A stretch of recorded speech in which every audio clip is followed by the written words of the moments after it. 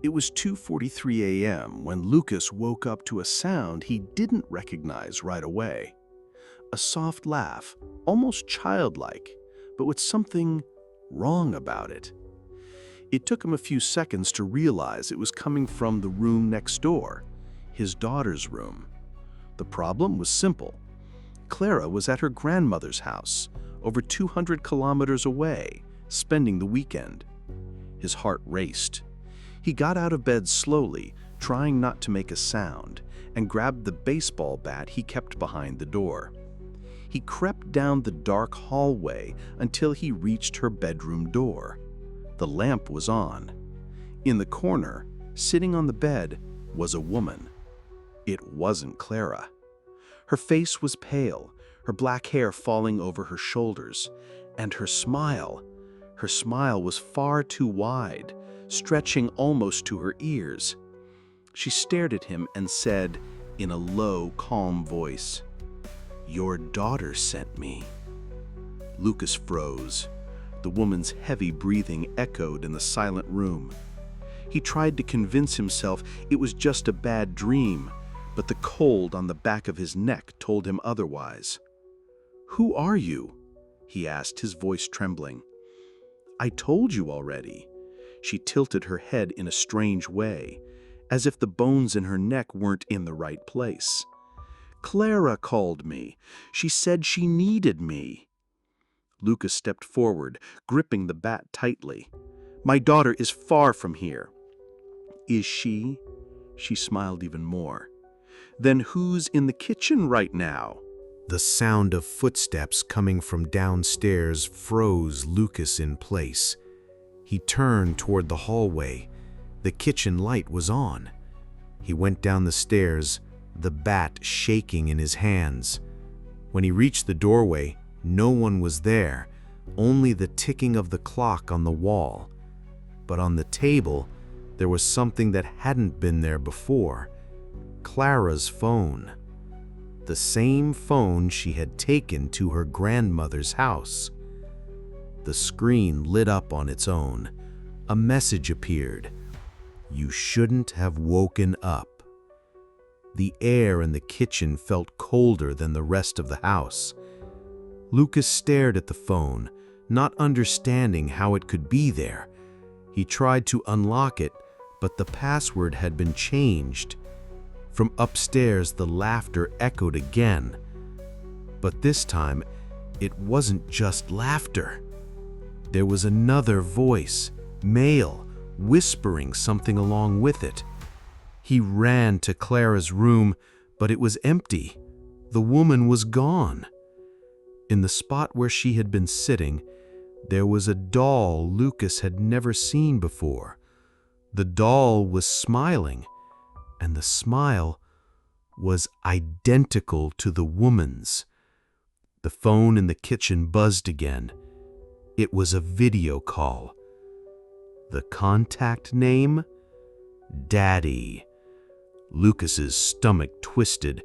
That phone belonged to his daughter. He answered. The image was blurry, but he could see Clara crying in an unfamiliar room. Behind her, in the darkness, appeared the same smiling woman. "Daddy," Clara sobbed.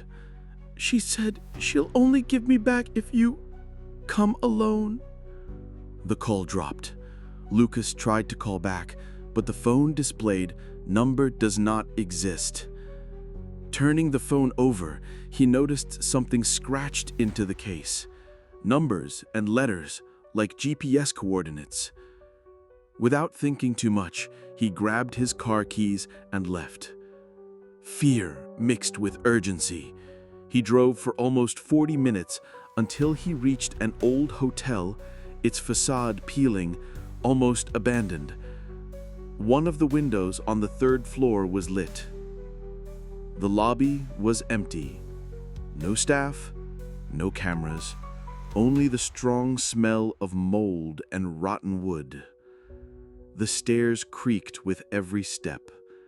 In the hallway of the third floor, the door to room 307 was ajar. Lucas entered. The room was empty, except for an old TV on, showing static. On the screen, between the noise, the woman's image appeared. "You got here too early," she said, smiling. "She's not ready yet." The TV crackled, and for a moment, Lucas saw something strange in the reflection on the screen. Himself, but smiling, exactly like the woman. He blinked, and the reflection was gone. The sound of footsteps began echoing down the hallway behind him. Lucas turned quickly, but saw no one. When he looked back at the TV, there was a new image. Clara, sitting on the floor, tied up, staring straight into the camera. "She already smiles like me," the voice said. "It won't be long before she's mine forever." Lucas ran from room 307, shouting his daughter's name.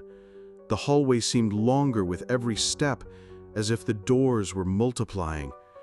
He heard Clara's voice calling for him, but always from the next door. When he opened one of them, he found his own kitchen. In the middle of the kitchen, Clara was standing with her back to him. "Sweetheart!" He ran toward her. But when she turned around, the face wasn't hers. It was the woman's face. Lucas stumbled backward. The woman walked toward him slowly, smiling, while Clara appeared behind her, crying.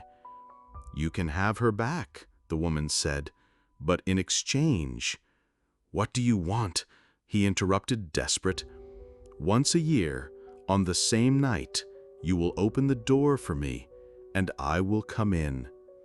A chill ran down Lucas's spine. "And if I refuse, then you will never see your daughter again." Clara's eyes begged him. Lucas felt each heartbeat like a punch to his chest. He closed his eyes. When he opened them, he was back in the hotel hallway holding his daughter's hand. The woman was gone. That same night, 1 year later, Lucas sat in the darkened living room. At midnight, 3 knocks sounded at the door. From outside, a soft voice, "It's time for our smile, Lucas," and he got up to open it.